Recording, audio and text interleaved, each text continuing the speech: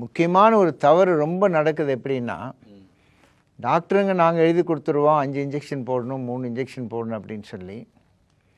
என்னுடைய அனுபவத்தில் ஒரு 2-3 பேஷண்ட்ஸை நாங்கள் ஒரு வெறிநாய் கடியோடு பார்க்கும்போது, நாங்கள் ஊசியெல்லாம் போட்டிருக்கிறோம் டாக்டர், போட்டமே, இந்த பாருங்கள் சீட்டு வச்சுருக்கிறோம். அதாவது கடிக்கிறதுக்கு முன்னாடியா? இல்லை, கடிச்சு அவங்க அந்த வெறிநாய் தன்மையில் வந்திருக்கும்போது அவங்க வந்து என்ன சொல்லுவாங்க, நாங்கள் ஊசி போட்டுக்கிட்டோன்னுவாங்க. ஆனால் அதில் ஒரு முக்கியமான தவறு அவங்க பண்ணியிருப்பாங்க.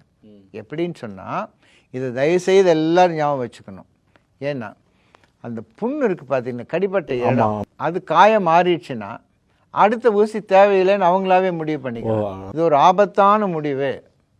ஒரு ஊசிலேயே கூட சில பேர் நீங்கள் ஒரு அட்டவணை கொடுக்குறீங்க, அந்த அட்டவணை எப்படி கம்பல்சரி எல்லா ஊசியும், அது ரொம்ப முக்கியம். காயம் ஆறுற வரைக்கும் நம்ம அதை வந்து ஒரு பொருட்டாகவே எடுத்துக்கூடாது. இதில் வந்து வெறிநாய்க்கடியினுடைய இன்ஜெக்ஷன் வேக்சினேஷனுன்னு ஒன்று இருக்குது.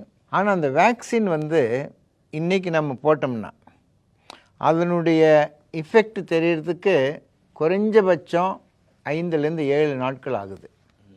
இதை நம்ம மனசில் வச்சுக்கணும். எனவே தான் இப்போ நாங்கள் என்ன சொல்கிறோம், இந்த இம்யூனைசேஷன், இந்த வேக்சின் வந்து அது ஆக்டிவ் ப்ரொடெக்ஷன் கொடுக்கும். அதாவது அதுக்கு அதுவாக போய் அந்த நோய் எதிர்ப்பு சக்தியை உருவாக்கும்.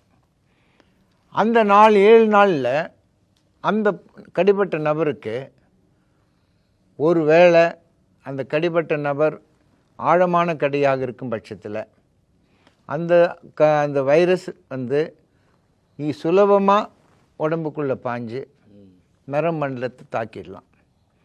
எப்போ? இந்த 7 நாளுக்குள்ளரையே கூட அது நடக்கலாம். ஆகவே இன்றைக்கி நாங்கள் என்ன சொல்கிறோம், பேசிவ் ப்ரொடெக்ஷன் கொடுக்குறோம்.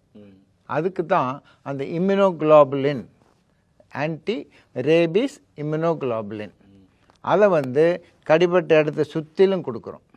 அதுக்கு ஒரு டோஸ் கால்குலேஷன் இருக்குது. அப்படி கொடுத்தா அந்த லோக்கலாக இருக்கிற வைரஸு உடம்புக்குள்ளே பரவாமல் அது அந்த இடத்துலேயே அது அழிக்கப்படுகிறது. இது இம்யூனோகுளோபுலின், அது ரொம்ப முக்கியம்.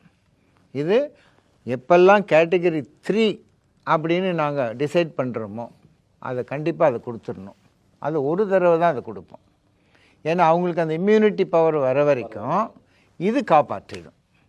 இதில் நம்ம தப்பு பண்ணக்கூடாது.